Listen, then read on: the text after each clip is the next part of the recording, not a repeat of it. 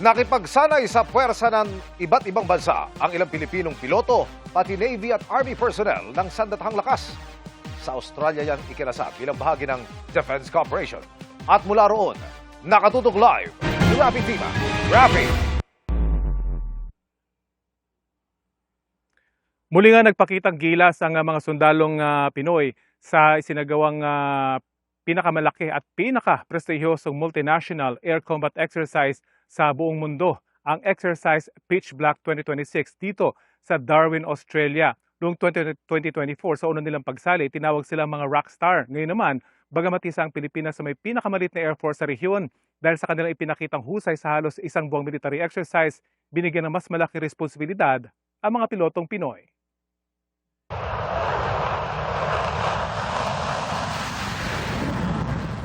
Ito ang huling misyon ng apat na FA-50 Light Multi-Role Fighter Jets ng Philippine Air Force sa Exercise Pitch Black 2026.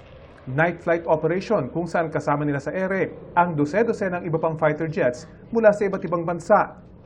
Personal itong sinaksihan ni Defense Secretary Gilberto Teodoro kagabi. Isa lang ito sa maraming pagsasanay ng mahigit 100 fighter jets mula sa 21 bansa sa nakaraang 3 linggo. Pangalawang beses pa lang itong pagsali ng mas maliliit na fighter jets ng Pilipinas, pero pansin na raw agad ng mga organizer ang husay ng mga pilotong Pinoy. Ang tingin nila is ang capability natin ay limited. Pero with this, parang na-recognize nila na kaya nating makipagsabayan with the upgrade na nakuha ng ating FA-50 from 2024 up to 2026. 4 na aeroplano lang ng Philippine Air Force ang sumali dito sa Pitch Black exercise dito sa Australia, pero 166 yung buong contingent ng Pilipinas dahil kasama rito yung mga support staff at yung mga personnel na nagme-maintain dito sa mga FA-50 ng Philippine Air Force. Si Major June Liza Campuzano Beran, isa sa iilang babaeng piloto na lumahok sa exercise. Siya ang kauna-unahang babaeng fighter jet pilot sa Pilipinas.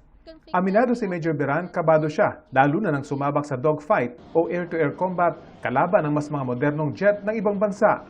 Yung rush up ng emotions, ng adrenaline, kung paano ka, paano mo takasan if nalock ka ng kalaban. So, paano ka makaiwas doon, paano makasurvive, paano mapapahaba at least man lang yung span of time na yon para hindi ka naman yung agad-agad mamamatay, di ba? Parang gano'n. At least nainapan siya.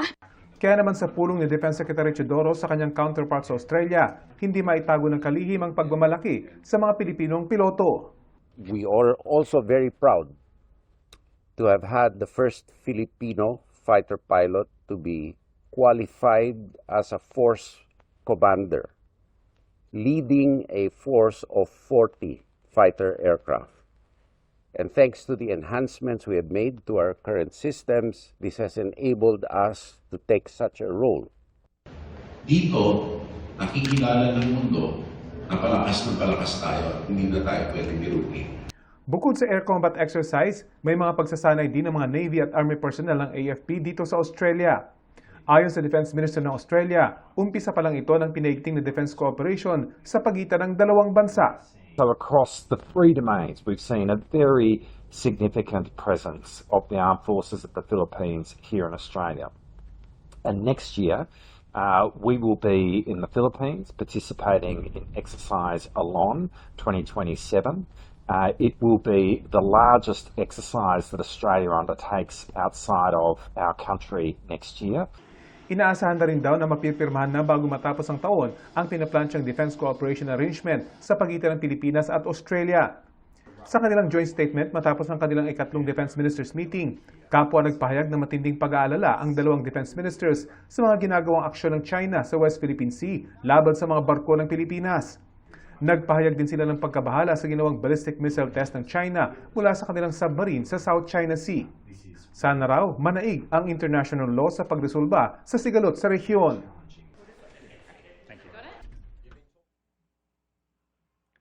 Ayon sa Philippine Air Force, ang training mission kung saan ginawang strike package commander ang isang major na pilotong Pinoy, 6 na pong eroplano ang kalahok sa exercise at sabay-sabay na lumilipad dito sa himpapawid ng Darwin. Ang Pinoy, pinuha ng 20 eroplano mula sa iba't ibang bansa at matagumpay nilang nagawa ang kanilang misyon. Ngayong araw nagtapos ang Exercise Pitch Black 2026 at tinasang uuwi na sa bansa mga Pilipinong kalahok dito. Baon ang bagong kaalaman na handa na nilang gamitin pangunahin laban sa external threats. Pero kung tutuusin, handaman sila, huwag na raw sana ito humantong sa tunay na digmaan. Yan ang latest mula rito sa Darwin, Australia. Emil? Maraming salamat, Rafi Tima.